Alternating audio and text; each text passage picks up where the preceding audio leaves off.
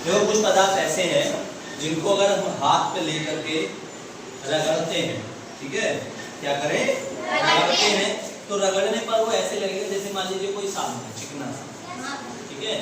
ऐसे पदार्थ जो होते हैं वो क्षारक या भस्म कहलाते हैं, उन्हें अंग्रेजी में बेस भी कहते हैं, ठीक है, बेस।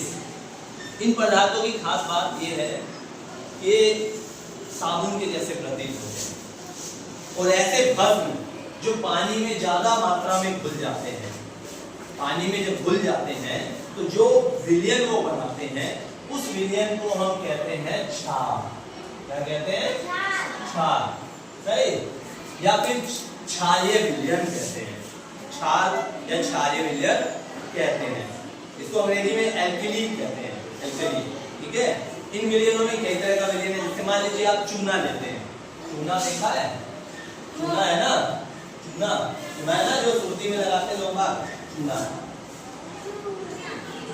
चूना, चूना लेते हैं, क्या चूने को वो ऐसे खा लेते हैं, कुछ और भी करते हैं, बताइए। चूना लेते हैं, चूने को पानी में डुबा देते हैं, पानी में मिला देते हैं, ठीक है। चूना लेते हैं, पानी में मिला देते हैं, चूना जब पानी में मिलाया जाता है तो लोग गुनगुना सा मारता है, कुछ देर गर्म रहता है, ये है ना। जब घर की रंगाई करते हैं तो उस समय हम बनाते हैं चूने का घोल, तो चूने को हम पानी में डुबा देते हैं तो पानी एकदम उबलने लगता है, और कुछ समय बाद चूने से जो पानी अलग हो जाता है वो दूधिया कलर का होता है, हल्का हल्का होता है ना, उसे चूने का पानी जो बोलते हैं। वो चूने का जो पानी बनता है वो आपका क्या है,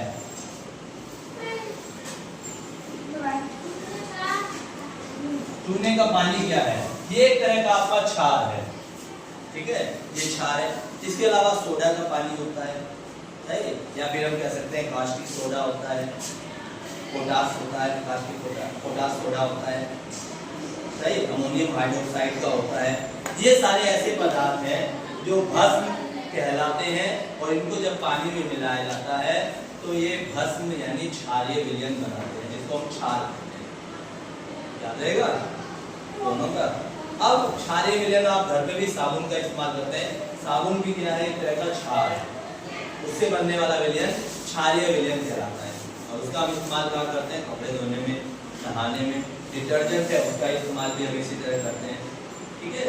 तो क्षार का भी कई सारे पदार्थ हमारे शरीर में ऐसे हैं हम खाते हैं जो शरीर के लिए वो क्षारीय तरह के होते हैं, क्षारीय प्रवृत्ति के होते हैं। हमारे शरीर में अम्ल भी जाता है और क्षार भी जाता है, दोनों आपस में एक दूसरे को निष्क्रिय करते हैं, दोनों क्रियाएं।